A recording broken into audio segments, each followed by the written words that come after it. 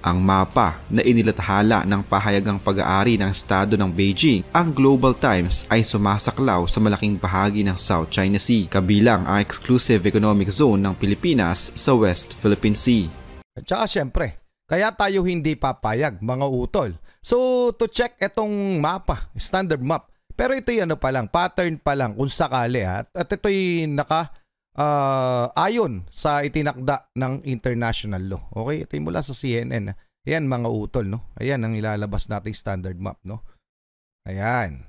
So 200 nautical miles continental shelf. Okay, 200 miles, easy. So ito'y naka-align o ayon sa tinakda ng international law, at kung sakali nga daw na magkakaroon tayo ng problema sa teritoryo, kasi may mga kadikit tayong bansa nagkakaroon ng problema, ay pag-uusapan na lamang kung anong settlement na maganda doon sa nasabing teritoryo na papasok sa ating exclusive economic zone at papasok rin sa exclusive economic zone ng ibang bansa na kapitbahay natin. Okay?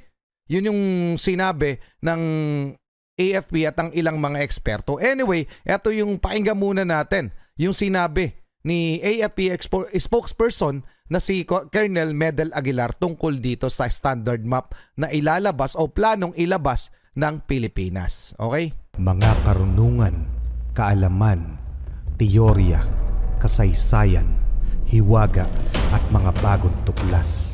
Alamin natin. Bago tayo magsimula mga utol, gusto ko lang i-shoutout ang aking sponsor ng CAP na si Stash Ramos. Salamat po, Mr. Stash Ramos. Sa mga gustong mag-sponsor, paki-PM lang ako sa Target Achilles. Anyway, kamakailan lamang mga utol. Alam natin, no, nitong August ay naglabas na naman ng standard map ang China na from 9-dash line, dinagdagan na naman nila. Naging 10-dash line na mga utol. So, halos nasakop na nito 90% ng South China Sea. Ito po yan, mga utol. Na siyang kinundi na napakaraming bansa na nakapaligid dito sa Asia Pacific region, kasama ang Pilipinas mga utol. Pero ano nga bang kinalaman nito sa ating featured video? Eto. Ayan, heto na. Ang bagong standard map ng Pilipinas ilalabas na. Ano kaya ang magiging reaksyon ng China? Ito'y mula kay Kasaysayang Pinoy mga utol. Paki-subscribe siya, paki-like na rin yung video.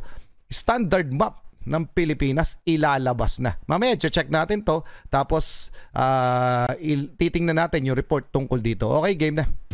Matatandaang mariing tinutulo ng gobyerno ng Pilipinas ang paglalabas ng China ng 2023 standard map nito, kung saan pasok sa inaangkin ng Beijing ang exclusive economic zone ng Pilipinas o West Philippine Sea. Una ring sinabi ng Foreign Affairs Department na walang basihan ang bagong mapa ng China, lalo na at pinawalang bisa na ng 2016 arbitral ruling ang 9-dash line sa claim ng Beijing. Maliban sa Pilipinas, tumututol din sa mapa ng China ang bansang India, Vietnam, Indonesia at Malaysia. Teka lang balikan natin mga utol. Sino ba namang hindi tututol dyan? Ayan mga utol, yung mapa nila, nakasagad sa ating mga exclusive economic zone. Okay, eto yung China, napakalayo. Tapos gusto nila tong angkinin. Grabe, di ba? Yung trade route, ang number one na dahilan kung bakit gusto nila tong angkinin. Siyempre, pagkatapos niyan, titigil ba dyan ng China kung sakali maaagaw nila ito lahat? Ito ipinipilit lamang nila mga utol. Ipinipilit lamang po nila. Kumbaga, self-proclaimed. Wala pong ebidensya o historical claim talaga ang China dito. Etong mga bansa na to meron pa kasama ang Pilipinas. So tayo kasama ng ibang bansa dito sa Asia Pacific ay inaagawan ng teritoryo ng China. Okay? Tingnan mo yung layo nila. Diba? Buti sana kung eto lang kinukuha nila no? Hindi etong buong na to. Okay mga utol? So marami pa silang plano dyan. Siyempre, isa na nga yung trade route na pumapasok dyan at saka yung likas na yaman na makukuha dito sa buong South China Sea. Tuloy na muna natin. China ang bansang India, Vietnam, Indonesia at Malaysia. Of course, we'll continue to defend our territorial sovereignty, our territorial rights. We have not changed our approach. It is other countries around us that have changed their approach. Now, once again, we received the news that now the 9-dash line has been extended to the 10-dash line. And so these are we have to respond to all of these, and we will. But again, these are operational details that I would prefer not to talk about. Tama. What's the strategy, sir? We are upscaling our robots. What I think for the international, because we have stayed true to the rules-based international law, especially the UNCLOS, and that I think puts us on very solid ground in terms of our claims for territorial sovereignty, for maritime territory. Exactly. And this has been validated and supported by many countries around the world, and we should take strength in that. And I believe that that again is a very big help to the Philippines in continuing to defend our maritime.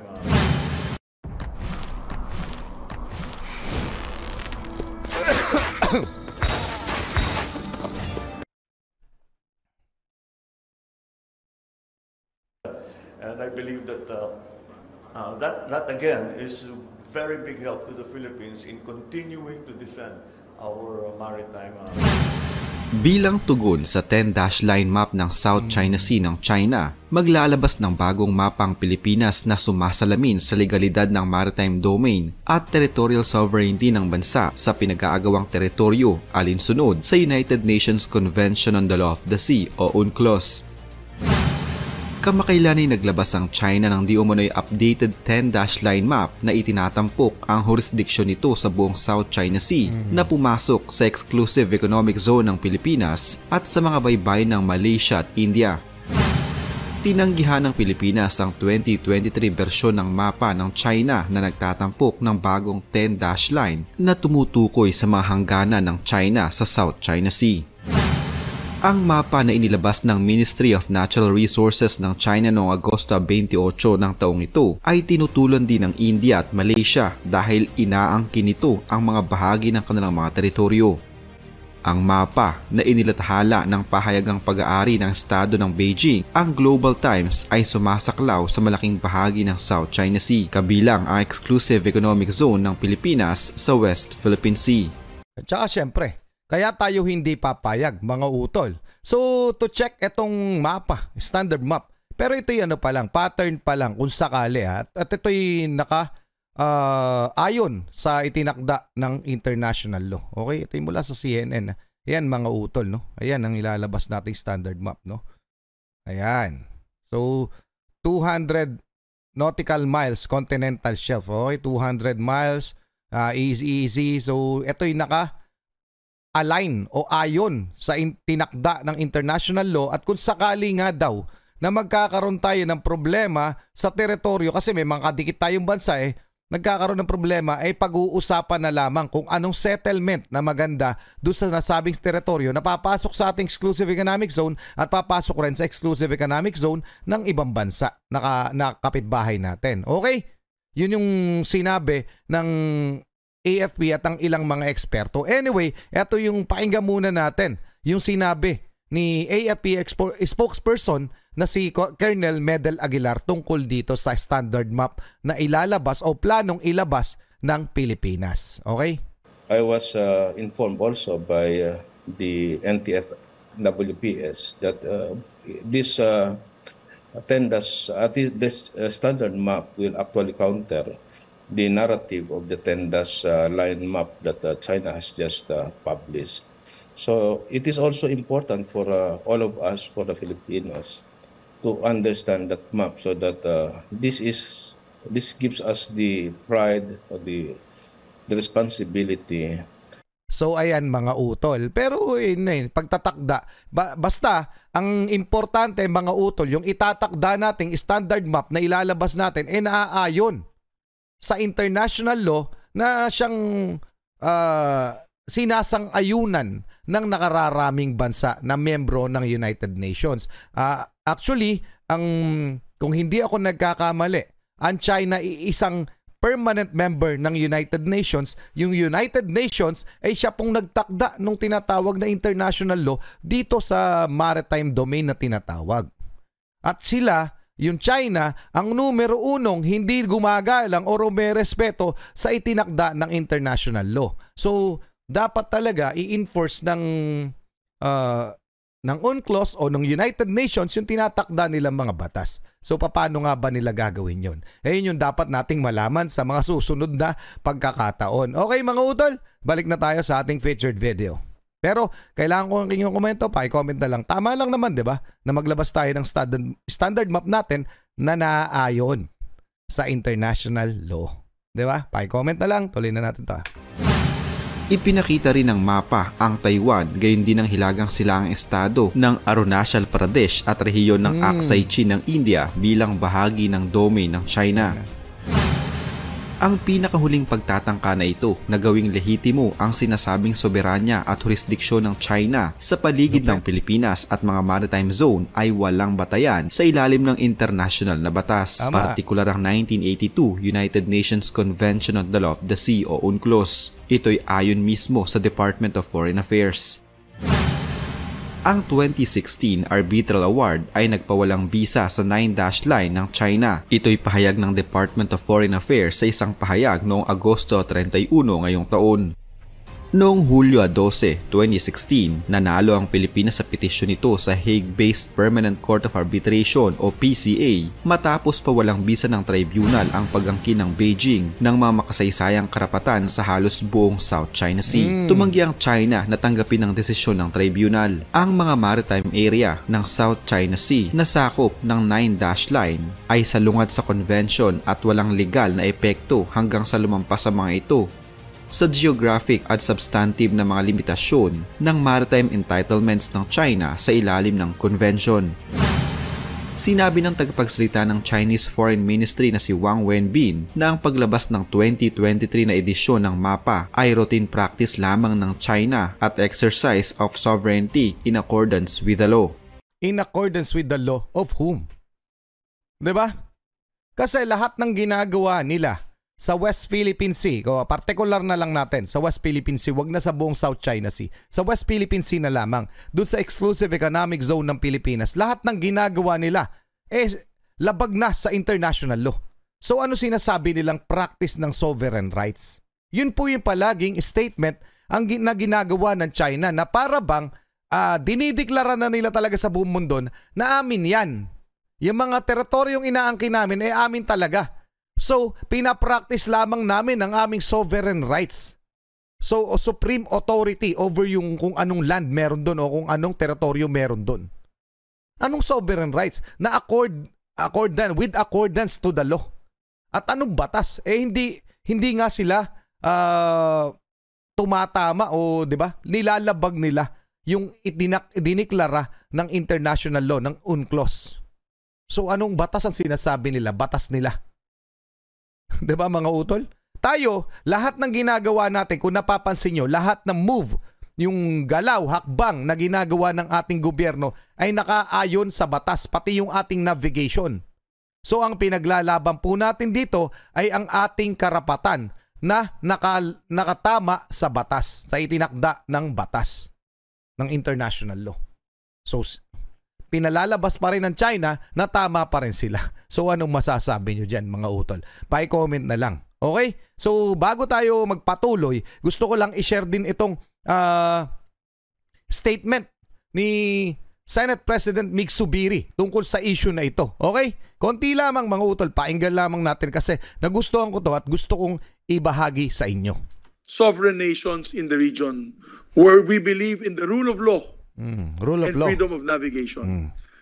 Alam mo, pag dumadaan po kayo dyan, whatever boat that you're in, sinasabi po nila repeatedly at nakikita ko po to sa news and all the statements by our military and Coast Guard na nasa teritoryo po daw tayo ng China. Na umalis daw tayo dito dahil nasa teritoryo po tayo ng China. Yan ay isang malaking kasinungalingan.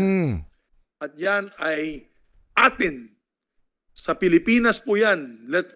Make no mistake about it.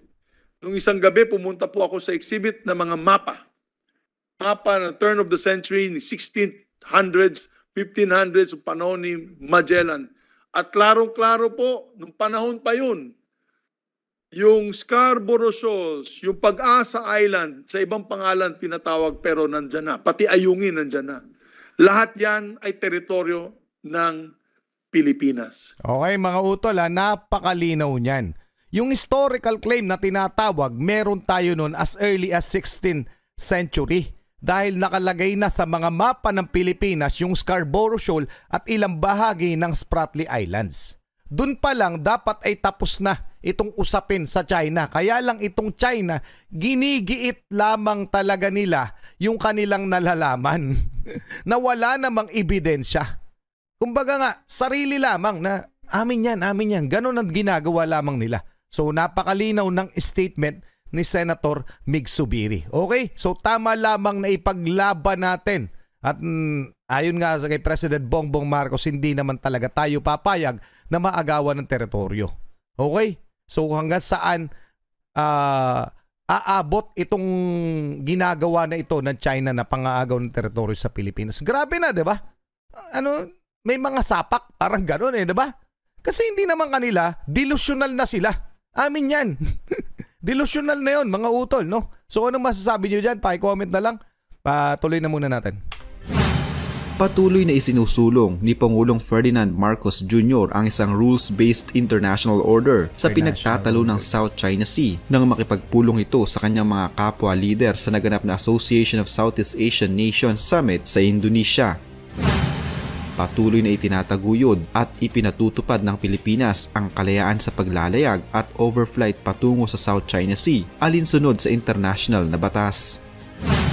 Samantala, sinabi ni Senate President Juan Miguel Mig Zubiri na kailangan ng Pilipinas ng tulong sa mga kaibigang bansa para maipaglaban ang karapatan nito sa WPS.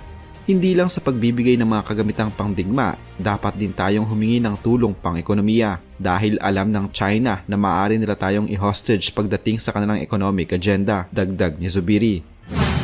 Sinabi rin ng Senate Chief na nagpaabot na ng suporta ang United States maging ang mga bansang Australia, Japan, Vietnam, South Korea at European Union. Samantala, Taga lang mga utol, no? Puputulin na natin dito. Kaya naman napakaraming kumakampi, pumapanig sa Pilipinas. Kasi nga, ang hakbang natin ay naaayon sa itinakda ng international law. At saka yung claim na tinatawag natin talagang ibinigay na sa atin, na panalunan na natin. Bukod doon, meron talaga tayong historical claim. And bukod pa doon, yung itinakda nga ng international law na 200 nautical miles, nandun lang naman tayo bumabase. Nawala ng basihan doon itong China. Kaya hindi nga nila nire-respeto, kinakansela nga nila yung buong ibinibigay ng international law na gusto lamang talaga nila sakupin yung South China Sea. Ngayon, kaya yan rin ang mere reason kung bakit hindi makakapayag dyan ang ating mga kaalyadong bansa. Okay? So anong masasabi nyo dyan mga utol? Sa standard map ng Pilipinas na ilalabas, napakalaking bagay niyan kasi yung ano natin yung tigas ng paninindigan natin na hindi tayo papayag na kunin nila ng ganun-ganun na lamang ang ating mga teritoryo. Itong China, nakunin ang teritoryo ng Pilipinas, malaking bagay na ito. Okay mga utol? At sana tayong mga Pilipino, yung mga Pinoy na kumukundi na pa sa pagpapakampi natin sa United States, sana matauhan na kayo mga utol.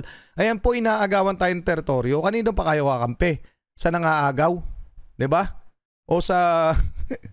diba mga utol? Diba? Pinoy kayo. Pagtanggol natin ng Pilipinas. Okay mga utol, sa paraang ito yung paraan ko. Para makatulong man lang, makita, magising ang mga Pinoy nating naguguluhan na ito pala nangyayari na sa bansa natin. Ito na po ang nangyayari. Inaagawan po tayo ng teritoryo ng China at sinisikil ang ating mga Pinoy na mga isda at ilan natin mga kababayan. Anyway mga utol, pa-comment ang inyong opinion hinggil dito sa standard map na inalalabas ng Pilipinas.